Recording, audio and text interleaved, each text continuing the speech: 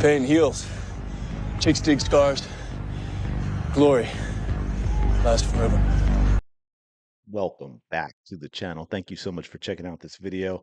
Hope you're having a fantastic day. Shout out to the 19. Let's go. Smash the like button. Subscribe to the channel. You know the drill by now. We are going to talk about the Indiana Fever and their first real game. We know they actually did it in the first preseason game, but their first real game without Caitlin Clark. Trigger warning. If you are one of those new fans with who has, you haven't been part of a fandom in another sport, maybe you don't follow it or what have you, and you are like, hey, everything should always be positive. You don't want any criticism of the team or the coach you root for, because why would fans do that? I truly do appreciate that outlook, but this video is not for you. You know I'm going to give hard truths, even when I'm going to get unsubs like I did with the Sydney Colson video, because we have some things we need to talk about. I don't have any specific clips to break down. There really wasn't a whole lot to break down. If I find some good ones on the Sunday, week in review podcast episode, I will do that. So what you're probably going to see here is just clips of the Fever and Caitlin Clark and stuff like that. So there is something to look at if that's your thing. But this was really just the things off the top of my head that I wanted to talk about with this team from what I saw last night. There was really no pick and roll. I don't know why. I get that the pick and roll with Caitlin Clark is going to look vastly different than a pick and roll without her. But we are talking about professional basketball players. We are talking about a center who, while again, Aaliyah Boston's picks need to improve, get away with it with Caitlin Clark. What she does off of that, she's very good at doing that. And she took five. Did you hear what I said? Five shots last night. I don't see any offense where we're running players baseline like a Kelsey Mitchell or a Lexi Hull or a Sophie Cunningham off multiple screens running baseline to catch and shoot coming out the other side. No high-low pick action. Like I said, I don't really see anything that was for AB. He took five shots. Now, keep in mind, and a lot of people are going to say, oh, well, first game without Caitlin Clark, and on it is a professional team that on paper, forget Caitlin Clark ever came into the league. On paper, this is a team that should be able to compete. And again, they played their first preseason game without Caitlin Clark. They should be able to do certain things to be successful.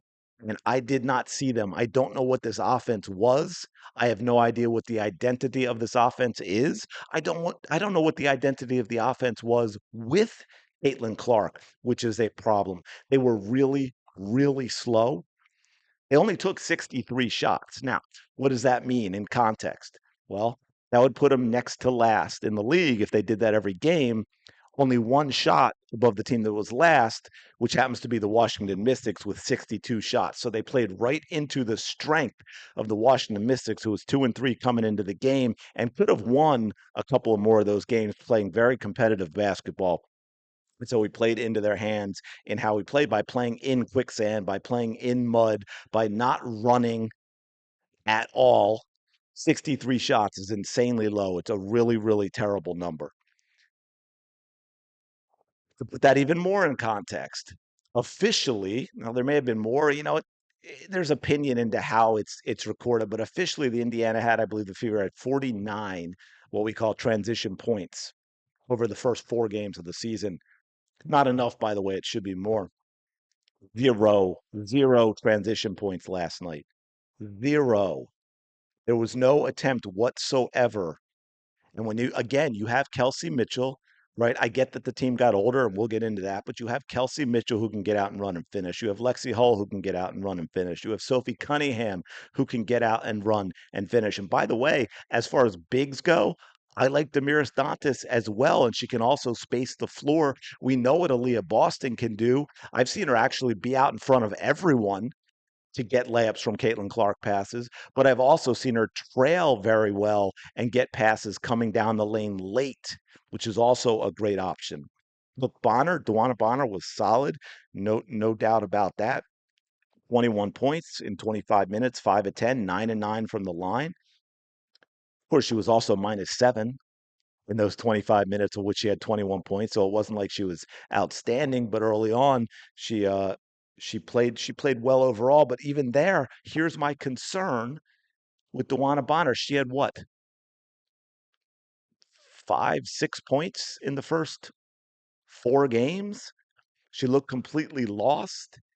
So if Dewana Bonner getting 21 points is the result of the Fever playing in molasses, that is not good because they can't play that way with Caitlin Clark and be a successful team. You are not going to kneecap Caitlin Clark in order to get Dewana Bonner some points. That would be absolutely insane. 16 turnovers. They didn't run. It wasn't Caitlin Clark. By the way, that's more than the team averages. I believe right now their average is 14, but obviously that bumped up a little with this particular game, so it was a little less with Clark. However, we're talking about a slow moving, don't know what it's supposed to be half court offense where they only scored 30 points combined in the second and third quarter, only 77 for the game when they were averaging 88.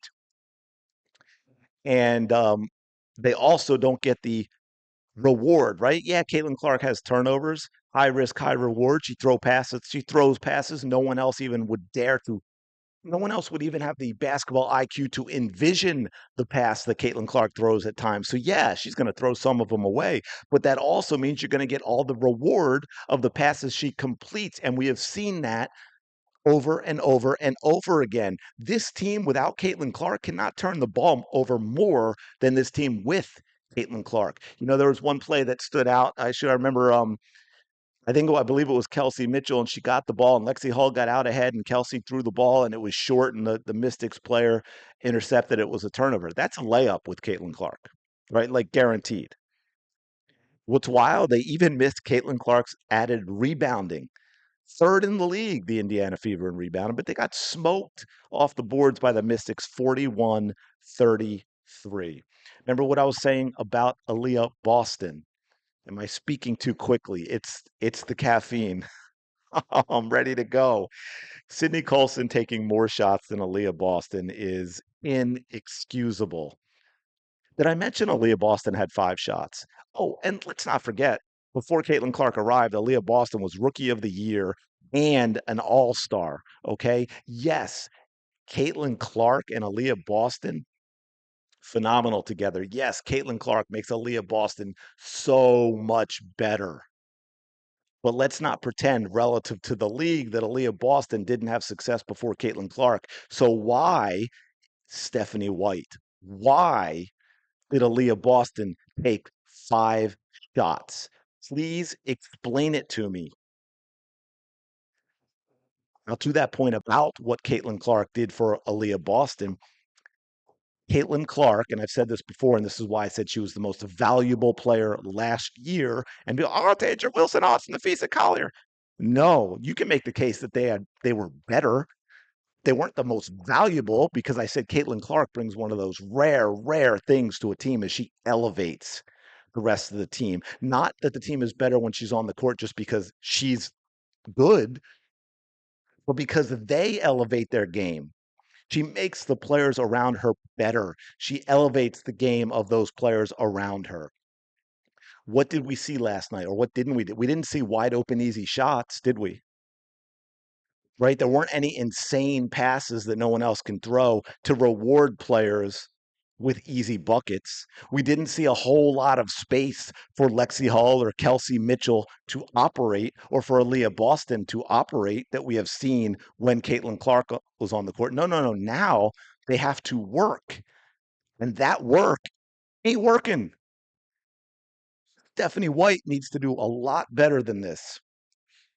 Wow, absolutely wild. Um, I have over 700 videos on this channel now. The one with the most unsubs is still the one where I talked about the signing of Sydney Colson, and I wasn't mean or anything. I just said, I don't think this was a great signing. I don't think she adds anything to the team. I think it didn't have to be her, and there are others actually available. A young Grace Berger who who had a great college career and averaged, I think, 15 minutes a game before Clark got there. and was very solid, although she got no chance with Caitlin Clark. She should have been on the court instead of Erica Wheeler last year, but she still is a professional that works hard, and she watched an entire season of Caitlin Clark, played with her in training and so on. And no, she probably wouldn't be a spectacular star. But Grace Berger as a backup to Caitlin Clark, and then as someone who would have to sub in for a few games in this starting role, who is also younger, who is athletic, who can get out. And no, she's not Caitlin Clark, but could run an up-tempo offense. Much better choice. But she's not the only one, right? I'd bring in Celeste Taylor over Sydney Colson. I think Haley Jones is out there. I think Sundell is out there. Sundell. Uh, there are other options. Sydney Colson is on a unprotected contract, so the money left for the season would not be against the cap.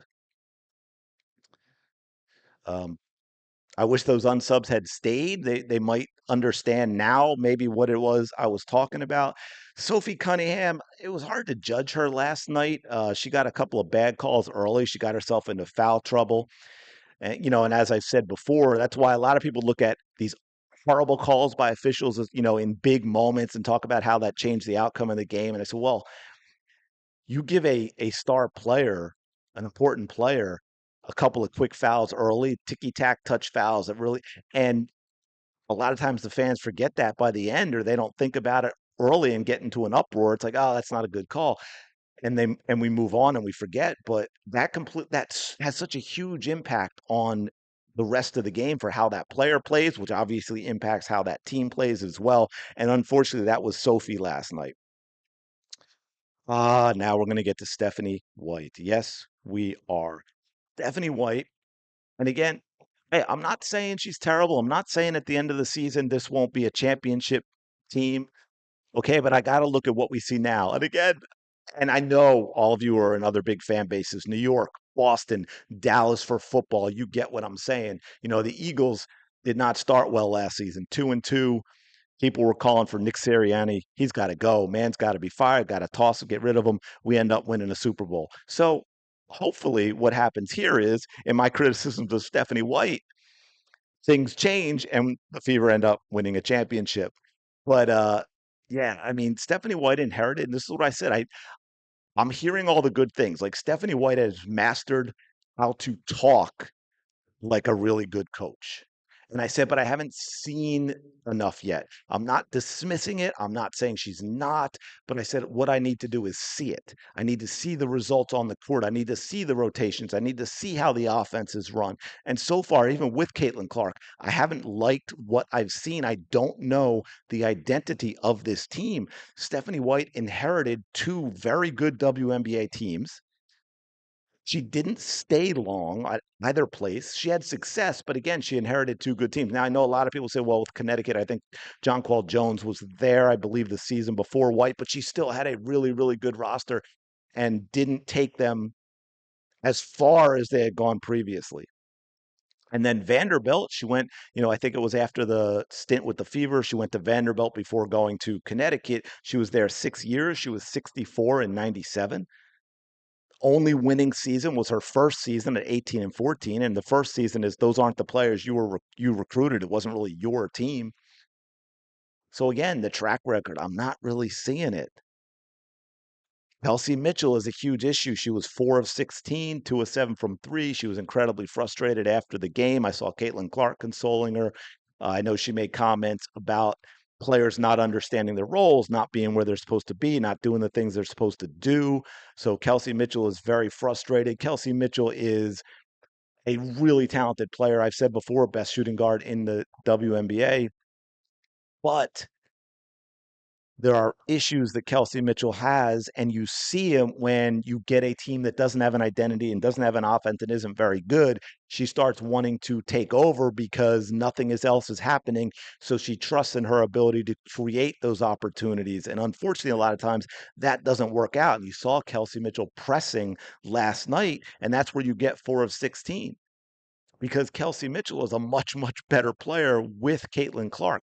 And we saw that last year, how that developed over the season, where early on it was a struggle. Kelsey Mitchell learned how to play with Caitlin Clark in a way that's going to benefit Kelsey Mitchell. But we didn't see that. Kelsey Mitchell was incredible last season, I should say second half, right? We all know the struggles for the entire team early on. and she was absolutely dominant as an off the ball shooting guard, a player who, with her explosiveness, her quickness, Caitlin's passing, she was a great cutter last season and getting passes to from Caitlin Clark to get easy buckets. She was getting out in the break and transition to get easy buckets. She was able to get, with the way Caitlin Clark played, to find herself in situations where she was getting wide open looks from three. And now instead, she looks more like Arike.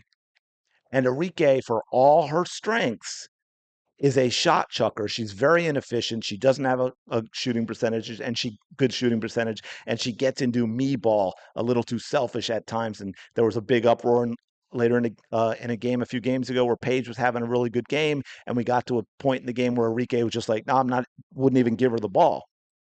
And so Kelsey's. And I'm not, in this case, I'm not saying Kelsey's selfish. I'm saying I think Kelsey's frustrated and there's no offense that is giving her, playing to her strengths and giving the team what they need from her. And so she's trying to take it on her shoulders to make stuff happen that isn't there. Right. It feels kind of like Stephanie White sort of broke up the Splash Sisters, and that is an absolute huge mistake. And so it looks a little bit like, while the talent is there, with the position she's being put in, that Kelsey Mitchell is regressing because we're not playing to Kelsey Mitchell's strength, not playing with what we saw last night, to Aaliyah Boston's strength. Kelsey Mitchell is taking it upon herself to go ISO too often. But again, I think part of that is we're not seeing any other options. A while back, I said the team's getting too old, too fast. That the Fever went from they were the youngest team in the league last year, most exciting team, to quite possibly the oldest. They're one of the oldest. They were averaging just over 29, like 0.16, the last time when I actually did the math and figured it all out. And that was before Jaylen Brown was cut, who's obviously younger, so it's probably a little older now. So, they went from the youngest team, I think, at like 25 and a half to almost 30 years average age. And which I think last year would have put them second or third, right? They've completely changed the team. And I think, as a coach, and I get that it's difficult to do, that Stephanie White, because I heard some comments she made too about Caitlin Clark maybe learning some things in terms of how they played by watching the games, which I was like, oh God, really? This is where we're going? It sounds like Stephanie White is got to put aside her ego, okay? Take a step back a little more. No one wants to hear about Lisa Bluter or Iowa, or, the WNBA peeps don't, but that's what she did. Coach White's got to take a step back and say, you know what? Your legacy is not going to be about your wonderful basketball theories and how you talk about the game being played. It's going to be the results. Your legacy are going to be is going to be the result of what you do with this team, what you do with Caitlin Clark,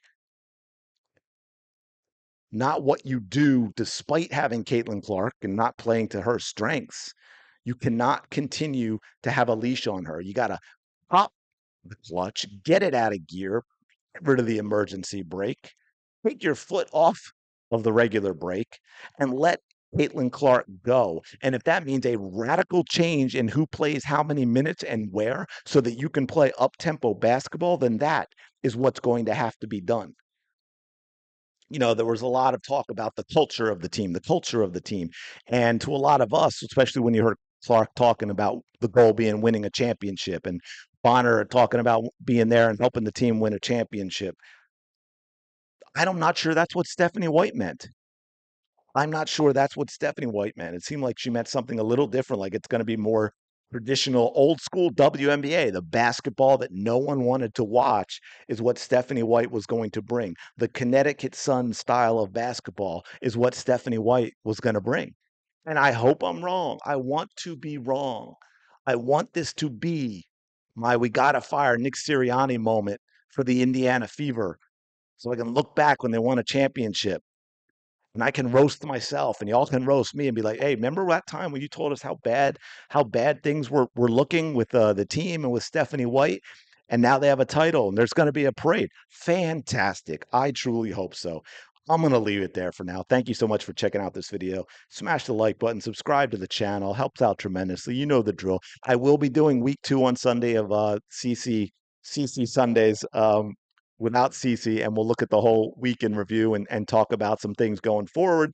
So hopefully you join for that, and I'll have the day you deserve. I will talk to you later.